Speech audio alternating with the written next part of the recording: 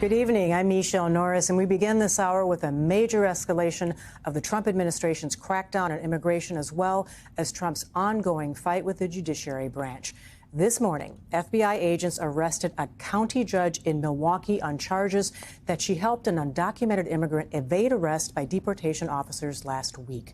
According to the charging documents, when officers appeared outside Milwaukee Circuit Court Judge Hannah Duggan's courtroom last week to arrest 30-year-old Eduardo Flores Ruiz, they claimed the judge sent them away and then instructed Flores Ruiz and his attorney to leave her courtroom through a door used by the jury.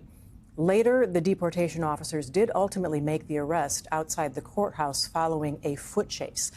Duggan faces charges of obstructing or impeding a proceeding before a department or agency of the United States, as well as a charge of concealing an individual to prevent his discovery and arrest.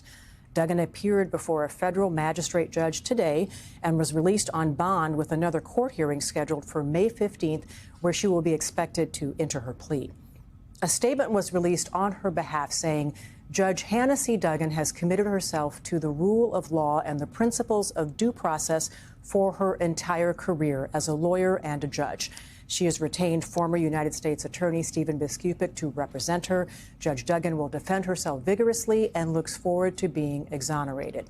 In its own statement on the arrest, the White House wrote, "The days of actively aiding and abetting illegal aliens invading our country are over. The Trump administration will never waver on putting Americans and America first with a no-nonsense approach to immigration enforcement. In this administration, anyone who commits crimes exposes themselves to criminal liability." Joining me now to discuss all of this is Ken Dilanian. He's NBC News Justice and Intelligence correspondent, and Mary McCord, former acting assistant attorney general, MSNBC legal analyst, and co-host of the Main Justice podcast. Thanks so much for being with us. We have a lot to go over right now. Because this has been moving, Ken, why don't you just bring us up on the latest on this? Yeah, well, I mean, look, the Justice Department thinks they have a really good position here. Pam Bondi was on television today boasting about this arrest and using language that prosecutors don't tend to use, especially in the pre-indictment phase, not saying allegedly, saying that it happened. And look, I think a lot depends on if the facts are true, as alleged by the FBI agent in the court papers today. It doesn't look great for the judge, no matter how you slice it. But then the other question is, was this kind of escalatory action, was this the best course of action, to actually go and arrest her and take her to court and charge her federally? That's a big step. Mary, I'm going to get to you in just a minute, but why would she do something like this? Send them out this other door? And the second question is, Kash Patel, right, the FBI director, tweeted about this, used social media and X to announce this.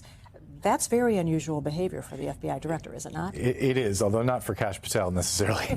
To your first question, these kind of tensions between local judges and federal immigration authorities, they go back decades, actually. In the Obama administration, this was playing out with so-called sanctuary cities, and federal immigration officials have always been annoyed when judges try to shield people in their courtrooms from their clutches, essentially. And judges say, look, if you start arresting people in our courtrooms, people aren't going to show up to court. People aren't going to cooperate with the police. And that's why we want to have this divide. And really, there's two competing interests here. In this case, you had a man charged with domestic violence, previously had been deported. He was clearly deportable.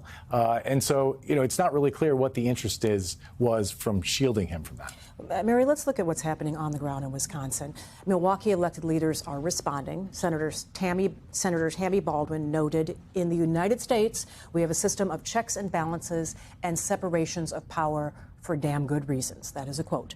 The Milwaukee County executive said the FBI is politicizing the situation and that the Trump administration is more concerned about weaponizing federal law enforcement than they are with seeking justice.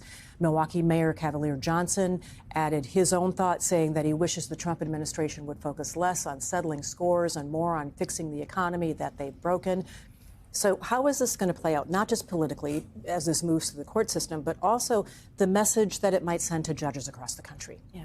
Well, like so many things we're seeing ever since January 20th, it's about intimidation. It's a scare tactic. The same way the administration, including the Attorney General, has gone over after so-called sanctuary cities with investigations. She's now doing the same with judges. And to Ken's point earlier, let's be clear. I have worked with Republican and Democratic law enforcement officials, mayors, state officials, judges. And the reasons for these policies are not to sort of like shelter or harbor somebody who is here unlawfully. It's to build trust in their communities for the reasons you indicated, but also law enforcement feel that way. They rely on the citizens to report crimes, to show up as witnesses, to, send their kids to school without worrying that they're going to be detained if they do that, right? And if you ruin that trust by doing not what they're doing what the law requires when it comes to providing the information that the law requires them to provide to federal immigration enforcement. But the federal immigration law is based on voluntariness of states and locals. And in fact, it would violate the 10th Amendment to force state and local officials to help enforce a federal regulatory scheme, federal immigration it relies law. on a certain amount of cooperation. They want more cooperation, but there is no requirement of cooperation. Now, obviously, what's happening here with Judge Duggan is a little bit different because the allegation is that essentially she was obstructing their ability to make this arrest. Again, not a criminal arrest, an administrative arrest based on, indication that the person was here unlawfully. And they're arguing, though, that she also essentially was hiding this person. And I think that's going to be a stretch for the prosecution. I also think arresting her, with law enforcement in the morning, I don't know, I assume it was at her house, talk about heavy-handed. I mean, you could have sent charging documents, served her with charging documents. This woman's going to show up in court. So this was about intimidation.